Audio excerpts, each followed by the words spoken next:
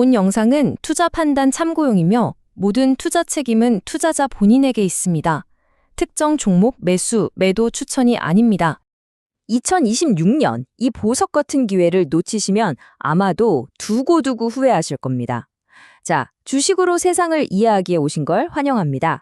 20년차 전략가인 제가 오늘은 상상인증권에서 나온 아주 흥미로운 리포트 하나를 가지고요.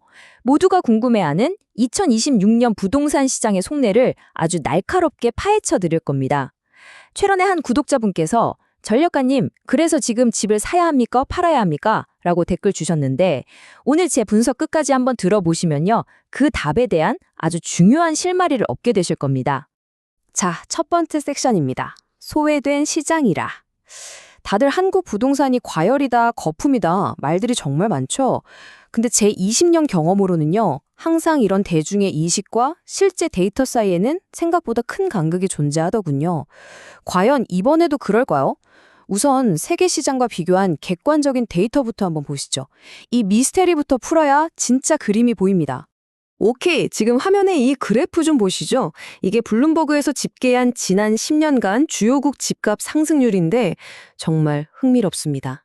미국이 110% 폭등하고 영국이 70% 오르는 동안에 우리는 고작 20% 남짓 올랐어요. 다들 폭등했다고 난리인데 글로벌 기준으로 보면 우리는 사실상 왕따였던 거죠. 제 눈에는 이게 우리가 아는 상식과는 전혀 다른 그림으로 보이는데요.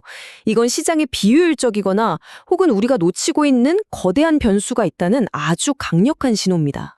그럼 질문을 던져야죠. 왜 우리만 이럴까요?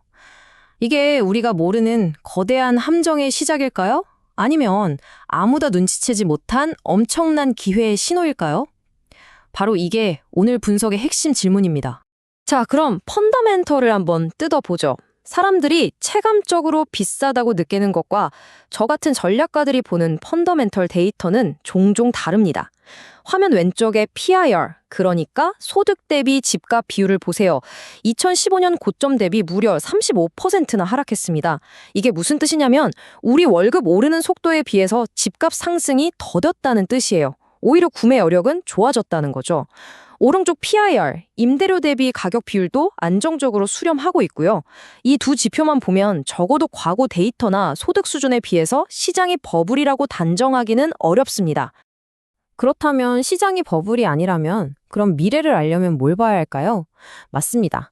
지금 누가 집을 사고 있는지 그 돈의 주인을 따라가 버려죠. 여기서부터 진짜 재밌어집니다. 이 도넛 차트를 주목해 주세요.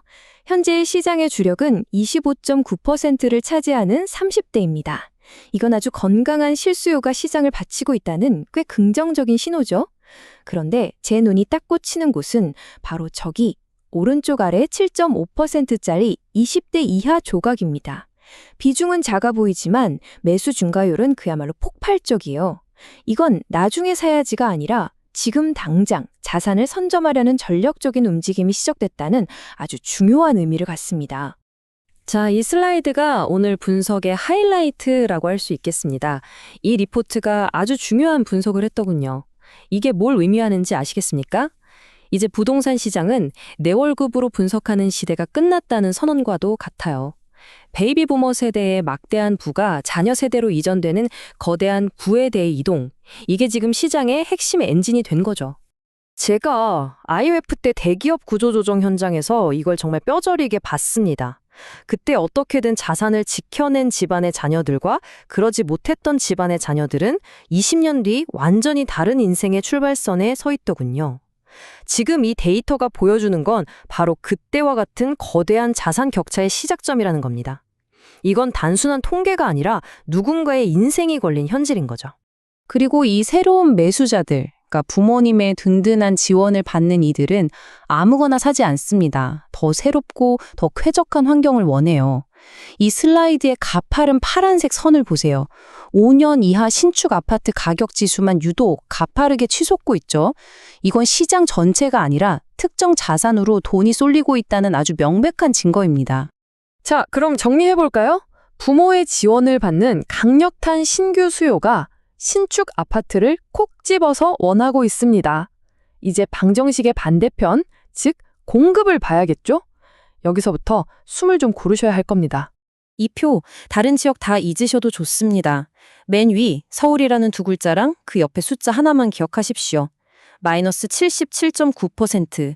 여러분 이건 공급 감소 수준이 아닙니다. 말 그대로 공급 절벽이에요. 비행기가 활주로에 착륙하는 게 아니라 그냥 활주로 끝에서 뚝 떨어지는 겁니다. 이게 바로 앞으로 닥칠 문제의 핵심입니다. 물론 정부도 가만히 있진 않죠. 6만 호를 공급하겠다 계획을 발표했습니다.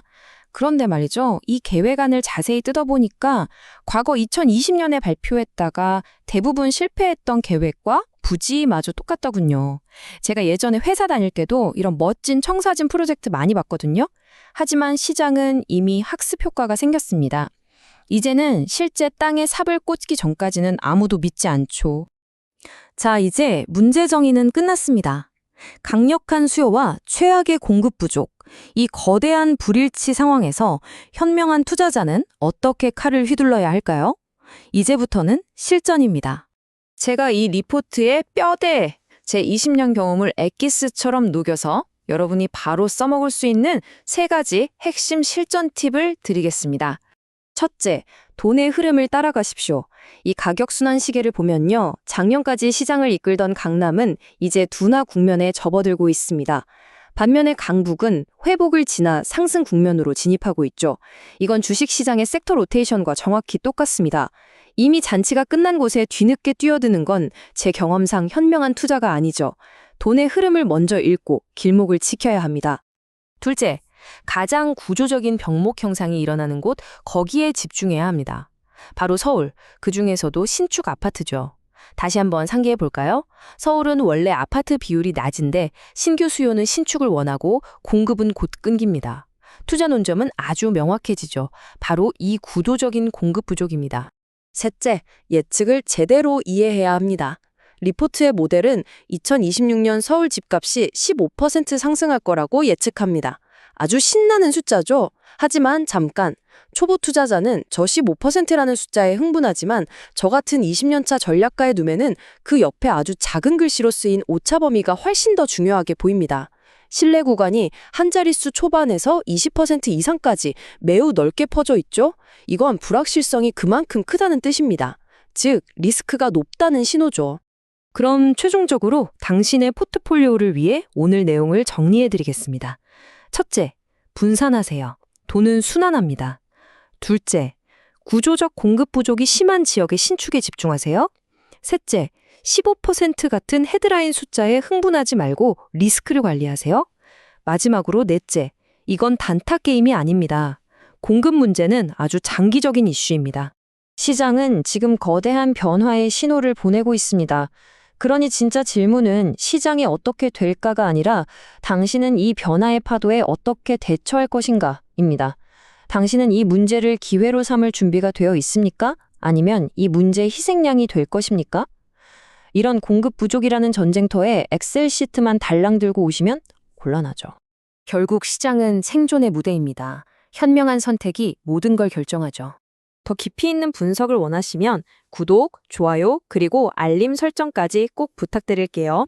다음 영상에서 또 뵙겠습니다. 이상 주식으로 세상을 이해하기였습니다.